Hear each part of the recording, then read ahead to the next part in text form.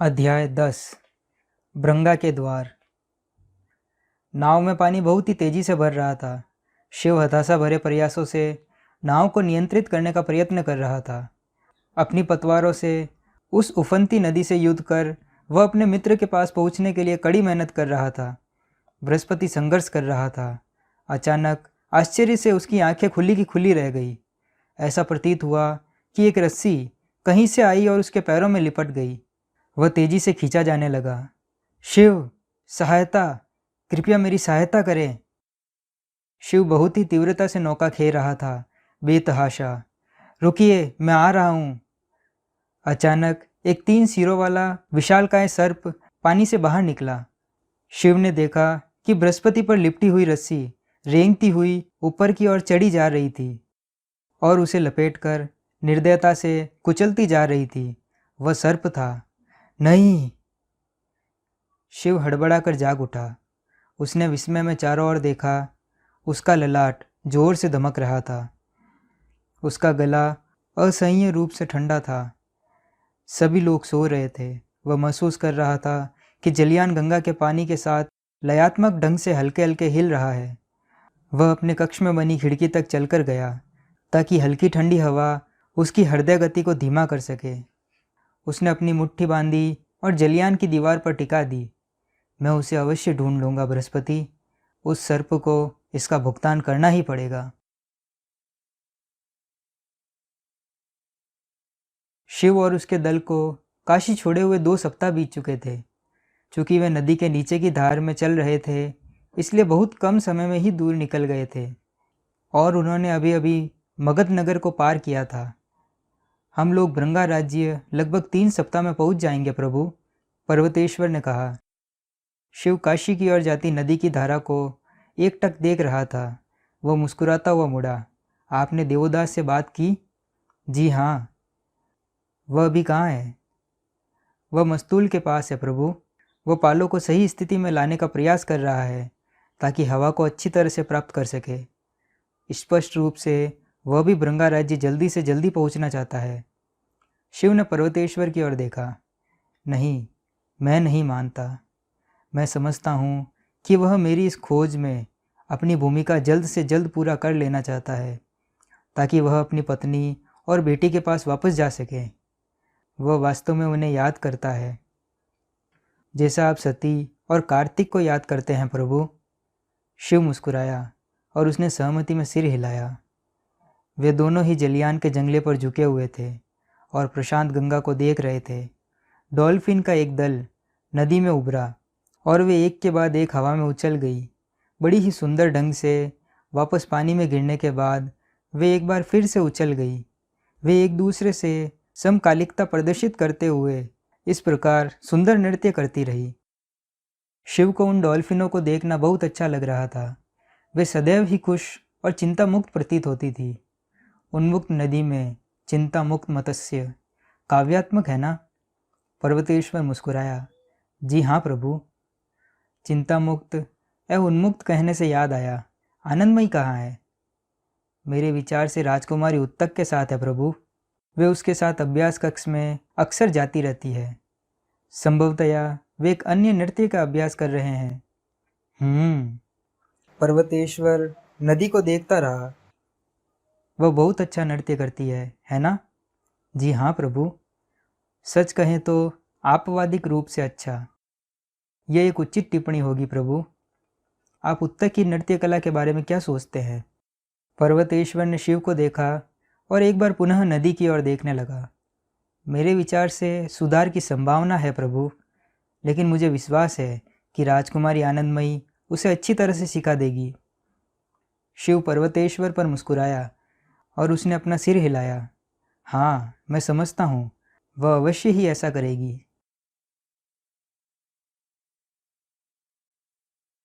नीलकंठ या उसके दल को भृंगा राज्य की ओर जाते हुए 1 महीना बीत चुका है महारानी, लोकाधीश नागा ने रानी से कहा। वे दोनों रानी के निजी कक्ष में बैठे हुए थे। तुम्हें फिर से ध्यान देता देखकर अच्छा लग रहा है। राजा चंद्रकेतु को मैं चेतावनी का संकेत भेज देती हूँ। नागा ने सहमति में सिर हिलाया। वह कुछ और बोलने वाला था लेकिन चुप रहा। इसके बजाय उसने खिड़की से बाहर की ओर देखा। पंचवटी के इस स्थान से वह दूर प्रवाहित होती हुई शांत गोदावरी नदी को देख सकता था। और रानी ने पूछा, मुझे काशी जाने के लिए आपकी अनुमति चाहिए। क्यों? तुम उनके साथ व्यापारिक संबंध बनाना चाहते हो? रानी ने हंसते हुए कहा, जैसे किसी ने गुदगुदी कर दी हो। वह नीलकंठ के साथ नहीं गई है। रानी पूरी तरह से अकड़ गई। कृपा करें महारानी, यह मेरे लिए महत्वपूर्ण है। तुम क्या हासिल करना चाहते हो मेरे बच्चे? रानी ने पूछा। यह एक दुस्साहसी खोज है। मुझे उत्तर चाहिए। उससे क्या अंतर पड़ जाएगा? वह मुझे शांति प्रदान करेगा। रानी ने गहरी सांस ली। यह खोज तुम्हारे पतन का कारण बनेगी। यह मुझे पूर्ण करेगा महारानी। रानी ने अपना सिर हिलाया। प्रतीक्षा करो जब तक राज्यसभा खत्म नहीं हो जाती।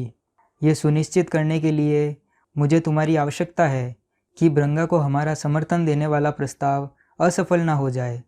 नागा नीचे झुका और उसने रानी के पैर छुए। धन्यवाद मौसी, लेकिन तुम अकेले नहीं जाओगे। मुझे विश्वास नहीं है कि तुम अपना ख्याल रख पाओगे। मैं तुम्हारे साथ आऊँगी। नागा धीमे से मुस्कुराया। धन्यवाद।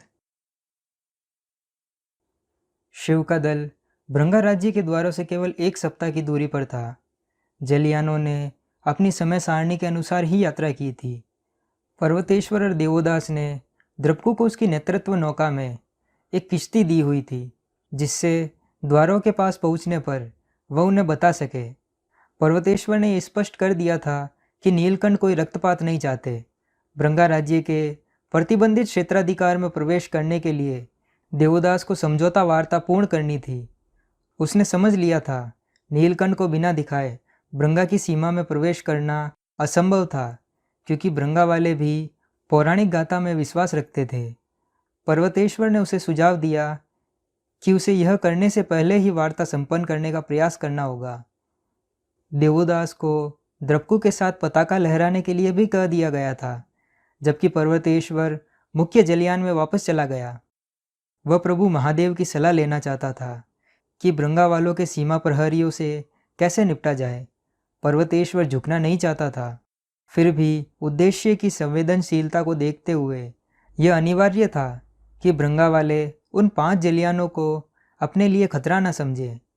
पर्वतेश्वर के नौका चालक दलों ने तीव्र गति से चलने वाली नौका को मुख्य जलयान से बांध दिया था और वह स्वयं उस जलयान के पिछले हिस्से पर चढ़ा। वह तब आश्चर्यचकित रह गया जब उसने वहां आनंदमयी को देखा। आनंदमयी की पीठ उसकी ओर थी। 6 चाकू उसके हाथ में थे। मानकीय लक्ष्य पट को हटा दिया गया था और उसके स्थान पर विशेषज्ञों वाले बहुत ही छोटे आकार वाले लक्ष्य पट को लगा दिया गया था। भागीरथ या उत्तक उससे कुछ दूरी पर खड़े हुए थे। उत्तक आनंदमयी की ओर मुड़ा। याद रखें जो मैंने आपको सिखाया है राजकुमारी, कोई देरी नहीं, एक के बाद एक चाकुओं की बरसात। आनंदमयी ने अपनी आंखों को गोल गोल घुमाया। जी हाँ गुरुजी, पहली बार में ही सुन लिया था, मैं बहरी नहीं हूँ। मुझे क्षमा करे राजकुमारी। अब एक और हट जाओ। उत्तक एक और हट गया। पर्वतेश्वर जो पीछे खड़ा था वह यह देखकर भौचक्का था। आनंदमयी उचित तरीके से खड़ी थी, एक प्रशिक्षित लड़ाका की तरह। उसके पैर थोड़े फैले हुए थे ताकि मुद्रा स्थिर बनी रहे। उसका दायां हाथ बगल में विश्राम की स्थिति में लटका हुआ था। उसने अपने बाएं हाथ में 6 चाकुओं को मुठ से पकड़ रखा था, जो उसके दाएं कंधे के निकट था। उसकी श्वास धीमी और शांत थी। आदर्श। उसके बाद उसने अपने दाएं हाथ को उठाया और बड़ी ही नाटकीय ढंग से उसने अपने बाएं हाथ से एक चाकू निकाला और निशाना लगाया। लगभग उसी समय उसने दूसरा चाकू निकाला और उससे भी निशाना लगाया। उसके बाद तीसरा, चौथा, 5वां और छठा। आनंदमयी के चाकू चलाने का तरीका इतना त्रुटि रहित था कि पर्वतेश्वर ने लक्ष्य पट को भी नहीं देखा। वह वहीं खड़ा होकर उसके इस अद्भुत कारनामे को प्रशंसा भरी दृष्टि से देखता रह गया। उसका मुंह विस्मय से खुला था। फिर उसने देखा कि उत्तक एवं भागीरथ ताली बजा रहे थे। उसने लक्ष्य पट की ओर देखा। प्रत्येक चाकू ने पट के केंद्र में जगह पाई थी। आदर्श। महान प्रभु राम के नाम पर यह अद्भुत था, पर्वतेश्वर ने अचंभित होकर कहा। आनंदमयी खुलकर मुस्कुराती हुई घूमी। पर्व, आप कब आए? इस बीच पर्वतेश्वर का ध्यान कहीं और ही था। वह आनंदमयी के नंगे टांगों को घूर रहा था, या कम से कम ऐसा प्रतीत हो रहा था। आनंदमयी ने अपने कूलों को ढिलाई से एक और करते हुए कहा, देखें, कुछ तो आपको पसंद आया पर्व। पर्वतेश्वर ने धीमे से फुसफुसाकर आनंदमयी की कमर से लटके हुए एक म्यान की ओर संकेत करते हुए आश्चर्य से कहा, वह एक लंबी तलवार है।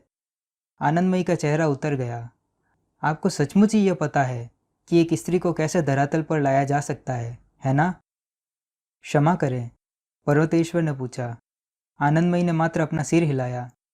किंतु वह सचमुच ही लंबी तलवार है, पर्वतेश्वर ने कहा। आपने कब इसे चलाना सीखा? एक योद्धा के हाथ की लंबाई से भी लंबी तलवार को चलाना एक दुर्लभ कौशल होता है।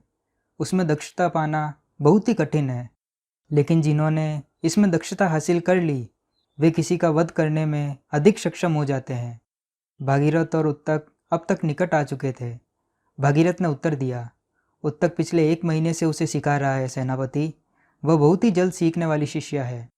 पर्वतेश्वर आनंदमयी की ओर मुड़ा और उसने सिर को थोड़ा झुकाया। आपके साथ द्वंद्व युद्ध करना मेरे लिए सम्मान की बात होगी राजकुमारी। आनंदमयी ने अपनी भौहें उचकाई। आप मुझसे द्वंद्व युद्ध लड़ना चाहते हैं? आप क्या प्रमाणित करना चाहते हैं? मैं कुछ प्रमाणित नहीं करना चाहता हूँ राजकुमारी। आनंदमयी के यह तेवर देखकर पर्वतेश्वर आश्चर्यचकित था। आपके साथ द्वंद्व युद्ध करना मेरे लिए सम्मान की बात होगी और आपके कौशल को परखने का अवसर भी मुझे प्राप्त होगा। मेरी कौशल की परीक्षा? आप क्या सोचते हैं कि इसके लिए ही मैं युद्ध की कला सीख रही हूँ, ताकि आप मेरी परीक्षा ले सके और स्वयं को मुझसे बेहतर साबित कर सके? मैं पहले से ही जानती हूँ कि आप बेहतर हैं। आप परिश्रम ना करें। पर्वतेश्वर ने अपने गुस्से को काबू में रखने के लिए एक गहरी सांस भरी। देवी, मेरे कहने का तात्पर्य यह कदापि नहीं था। मैं तो बस। आनंदमयी ने उसे बीच में ही टोक दिया। एक स्फूर्तिवान व्यक्ति के लिए कभी कभी आप आश्चर्यजनक रूप से मूर्ख हो सकते हैं सेनापति। पता नहीं मैं क्या सोच रही थी। भागीरथ ने बीच बचाव करने का प्रयास किया। हाँ सुनिए, मैं नहीं समझता कि कोई आवश्यकता। लेकिन आनंदमयी पहले ही पीछे मुड़ चुकी थी और तूफान की तरह वहां से जा चुकी थी। बहुत ही सुंदर नारंगी सूर्य गंगा से ऊपर उठ चुका था।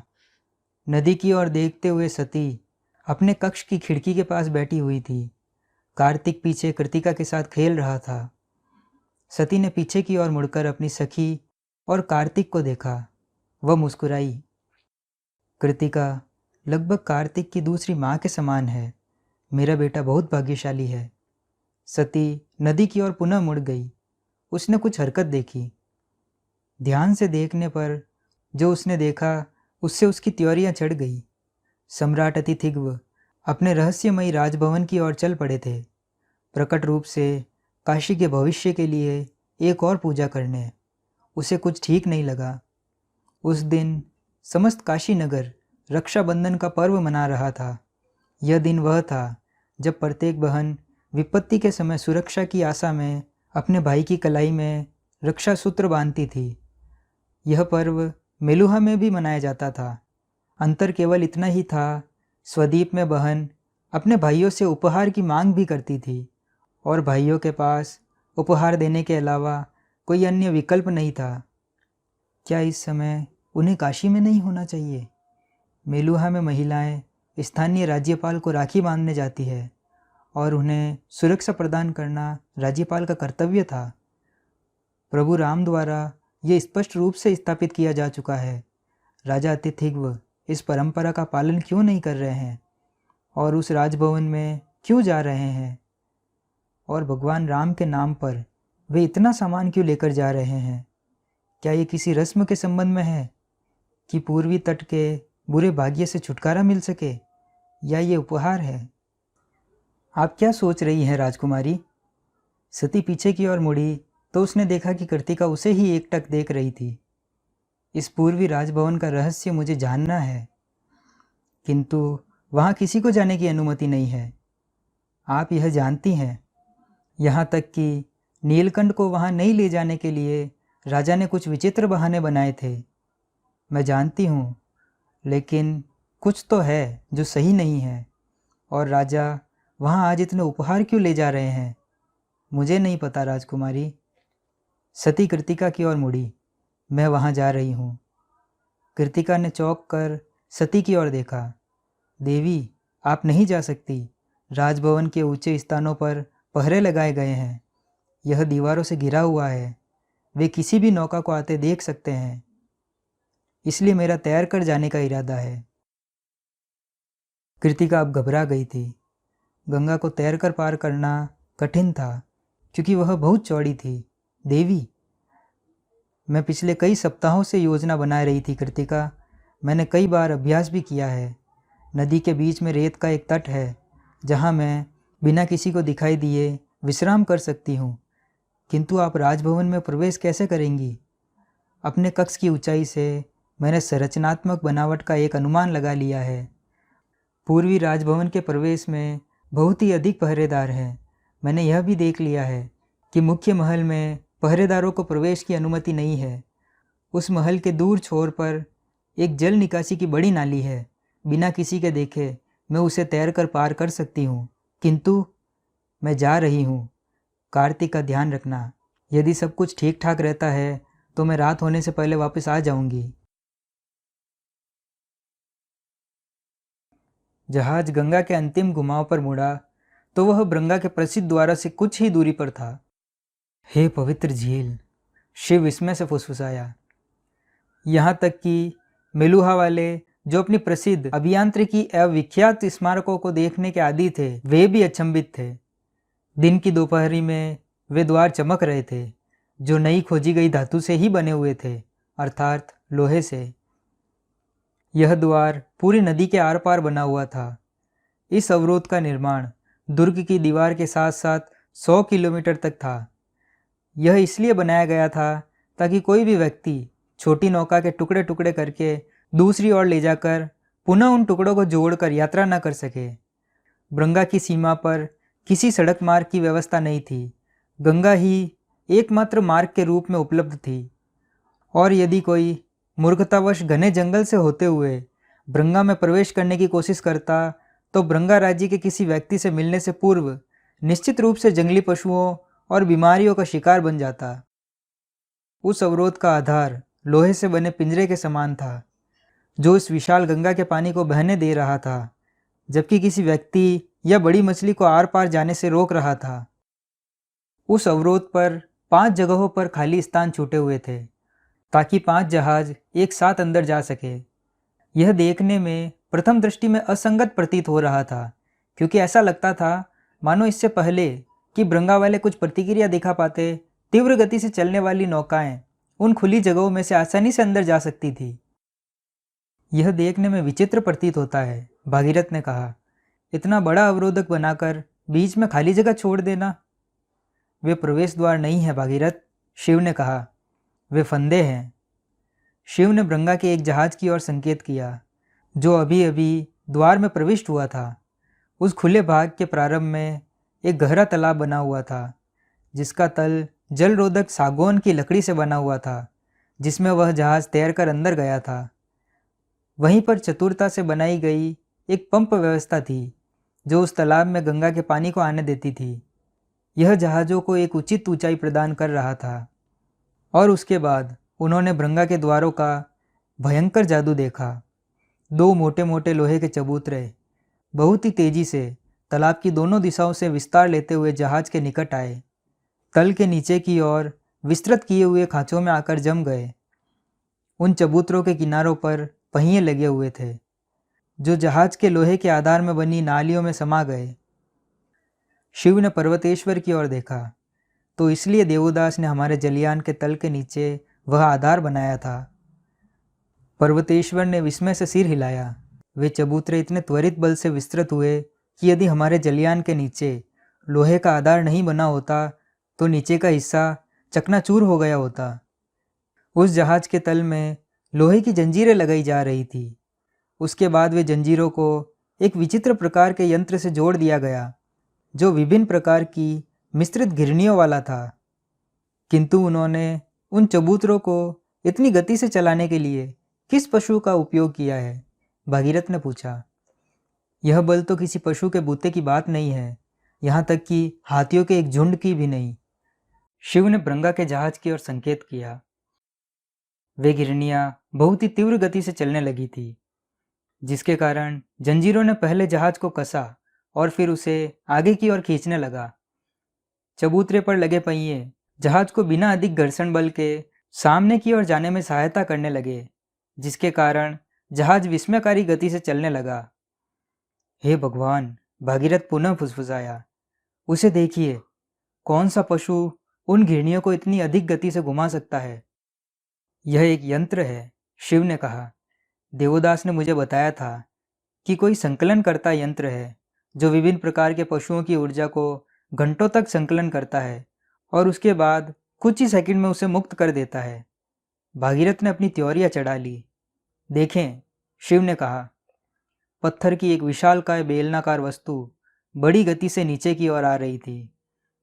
उसके तुरंत बाद वैसी ही बेलनाकार वस्तु थी जो घिरनियों द्वारा धीमे धीमे ऊपर की ओर खींची जा रही थी, क्योंकि 20 बैल जो उस यंत्र से जुड़े हुए थे वे धीरे धीरे उस यंत्र का चक्कर लगा रहे थे।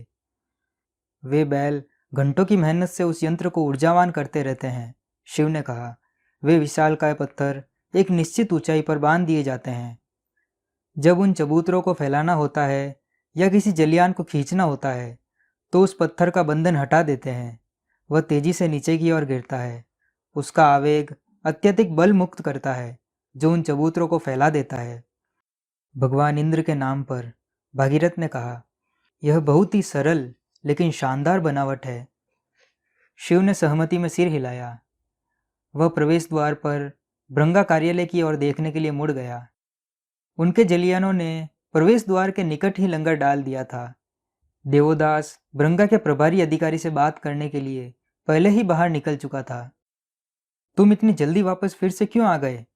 तुम्हारे पास इस साल तक के लिए पर्याप्त औषधियां हैं।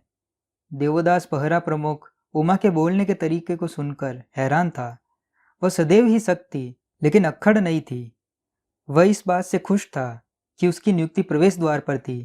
यद्यपि वह उससे कई सालों से मिला नहीं था, फिर भी वे एक दूसरे के लंबे समय से मित्र रहे थे। उसने सोचा था कि उसकी मित्रता का लाभ उठाकर वह भृंगा राज्य में प्रवेश पा सकता था। क्या बात है उमा? देवोदास ने पूछा। मैं प्रमुख उमा हूँ, मैं काम पर हूँ। मुझे क्षमा करें प्रमुख, आपका अनादर करने का मेरा कोई इरादा नहीं था। मैं तुम्हें वापस अंदर जाने नहीं दूंगी जब तक कि तुम कोई उचित कारण नहीं बताते। मुझे मेरे ही देश में प्रवेश करने के लिए कारण की आवश्यकता क्यों होगी? यह तुम्हारा देश अब नहीं रहा है। तुमने इसे छोड़ने का विकल्प चुना था। तुम्हारा देश काशी है, वहीं चले जाओ। प्रमुख उमा, तुम जानती हो कि मेरे पास कोई विकल्प नहीं था। भृंगा में मेरे बच्चों को जो खतरा था वह तुम्हें पता है। तुम्हें लगता है कि जो लोग भृंगा में रहते हैं उन्हें कोई खतरा नहीं है। तुम सोचते हो कि हम अपने बच्चों को प्यार नहीं करते। उसके बाद भी हमने अपने देश में ही रहने का विकल्प चुना है। तुम अपने चुने हुए विकल्प के परिणामों से पीड़ा पा रहे हो। देवोदास ने महसूस कर लिया कि इस प्रकार की बातों का कोई अंत नहीं था। मुझे राजा से राष्ट्रीय महत्व की बात करनी है। उमा ने अपनी आंखें संकुचित की। सच में? मेरा अनुमान है कि राजा के पास काशी के साथ कुछ महत्वपूर्ण व्यावसायिक सौदे करने होंगे, है ना? देवोदास ने गहरी सांस ली। प्रमुख उमा, यह बहुत ही महत्वपूर्ण है कि मैं राजा से मिलूं। तुम्हें मुझ पर अवश्य भरोसा करना चाहिए। यदि तुम अपने किसी एक जहाज में नागाओं की रानी को लेकर आ रहे हो तब तो ठीक है, वरना मैं इतना महत्वपूर्ण कुछ भी नहीं समझती कि तुम्हें अंदर आने दिया जाए। मैं नागाओं की रानी से भी महत्वपूर्ण व्यक्ति को लेकर जा रहा हूँ। काशी ने सचमुच ही तुम्हारे मस्करेपन को बढ़ा दिया है। उमा ने उपहास करते हुए कहा। मेरा सुझाव है कि तुम सीधे पीछे मुड़ जाओ और अपनी दिव्यता को कहीं और दिखाओ। काशी के ऊपर व्यंग भरी द्विअर्थी बातों को सुनने के बाद देवोदास को विश्वास हो चला था कि वह एक बदली हुई उमा का सामना कर रहा था, एक गुस्सैल और कसौली उमा का जो तर्क सुनने में अयोग्य थी। उसके पास दूसरा कोई चारा नहीं बचा था। उसे नीलकंठ को बुलाना ही पड़ेगा। वह जानता था कि उमा को पौराणिक गाथा में विश्वास था। मैं अभी ऐसे व्यक्ति के साथ पुनः वापस आता हूँ जो नागाओं की रानी से बहुत अधिक महत्वपूर्ण है, उसने जाने के लिए मुड़ते हुए कहा। वह छोटा जहाज ब्रंगा के कार्यालय पर जाकर लगा। देवोदास सबसे पहले उतरा। उसके बाद शिव, पर्वतेश्वर, भागीरथ, द्रपकु और पूर्वक थे। कार्यालय के बाहर खड़ी उमा ने गहरी सांस ली। तुम आसानी से हार नहीं मानते हो, है ना? यह बहुत ही महत्वपूर्ण है प्रमुख उमा, देवोदास ने कहा। उमा ने भागीरथ को पहचान लिया। क्या यही वह व्यक्ति है? तुम ऐसा सोचते हो कि मैं अयोध्या के राजकुमार के लिए नियम भंग करूं? वे स्वद्वीप के राजकुमार हैं प्रमुख उमा, इसे न भूलें। हम अयोध्या को शुल्क देते हैं। तो तुम अब अयोध्या के भी अधिक विश्वासी हो गए हो। तुम कितनी बार ब्रंगा का परित्याग करोगे? प्रमुख उमा, अयोध्या के नाम पर मैं सम्मानपूर्वक आपसे कहता हूँ कि हमें अंदर जाने दो। भागीरथ ने अपने गुस्से को काबू में रखने का भरपूर प्रयास करते हुए कहा। वह जानता था कि नीलकंठ कोई रक्तपात नहीं चाहते थे। अश्वमेघ समझौते की शर्तें बहुत स्पष्ट थी राजकुमार। हम आपको सालाना शुल्क देंगे और अयोध्या कभी ब्रंगा में प्रवेश नहीं करेगा। हमने अपने हिस्से के समझौते का पालन किया है। मुझे आदेश है कि अपने हिस्से के समझौते का पालन करने के लिए आपकी सहायता की जाए। शिव आगे बढ़ा। यदि मैं कुछ उमा के धैर्य का अंत हो चुका था। वह आगे बढ़ी और उसने शिव को धक्का दे दिया। निकल जाओ यहाँ से। उमा! देवोदास ने अपनी तलवार म्यान से बाहर निकाल ली। भागीरथ, पर्वतेश्वर, द्रपकु और पूर्वक ने भी तत्काल ही अपनी अपनी तलवारें निकाल ली। इस ईश निंदा के लिए मैं तुम्हारे समस्त परिवार का वध कर डालूंगा, द्रपकु ने सौगंध ली। रुको, शिव ने कहा, अपने आदमियों को रोकते हुए। उसके हाथ दोनों ओर फैले हुए थे। शिव उमा की ओर मुड़ा। उमा उसे ही घूर रही थी, हैरान। अंगवस्त्रम, जो उसके शरीर को गर्म रखने के लिए लिपटा हुआ था, वह नीचे खिसक गया था। इसके कारण पूर्व में कहे अनुसार उसका नीला कंठ दिख रहा था। उमा के आसपास के ब्रंगा सैनिक तत्काल ही अपने घुटनों पर आ गए थे। उनके सिर झुके हुए थे और आंखों में आंसू प्रवाहित हो रहे थे। उमा लगातार घूरती जा रही थी। उसका मुंह आधा खुला हुआ था। शिव ने अपना गला साफ किया। मुझे अंदर प्रवेश करने की आवश्यकता है प्रमुख उमा। क्या मैं आपसे सहयोग का निवेदन कर सकता हूँ? उमा का चेहरा गर्म लोहे के समान लाल हो गया। आप कहाँ थे अब तक? शिव ने अपनी भ्रुकुटी तान ली। उमा आगे बढ़ी। उसकी आंखों में आंसू थे। वह अपनी छोटी सी मुट्ठी को शिव के प्रबल सीने पर मारते हुए रोती हुई बोलती चली गई। आप अब तक कहाँ थे? हम आपकी कब से प्रतीक्षा कर रहे हैं। हम दुख झेल रहे हैं। आप अब तक कहाँ थे? शिव ने उमा को आराम पहुंचाने के इरादे से पकड़ने का प्रयास किया, लेकिन वह शिव के पैर पकड़े हुए नीचे की ओर गिर गई, दर्दनाक आवाज करती हुई। आप अब तक कहाँ थे? चिंतित देवोदास एक अन्य ब्रंगा मित्र की ओर मुड़ा, जो सीमा पर नियुक्त था। उसके मित्र ने धीमे स्वर में कहा, पिछले महीने प्रमुख उमा ने अपनी एकमात्र संतान को महामारी में गंवा दिया। अनेक वर्षों की मिन्नत के बाद उमा को गर्भ ठहरा था। वह पूरी तरह से टूट चुकी थी। देवोदास ने उमा को सहानुभूति से देखा। वह उसके गुस्से को समझ रहा था। वह इसकी कल्पना भी नहीं कर सकता था कि उसकी क्या स्थिति होती यदि वह अपनी संतान को खो बैठता।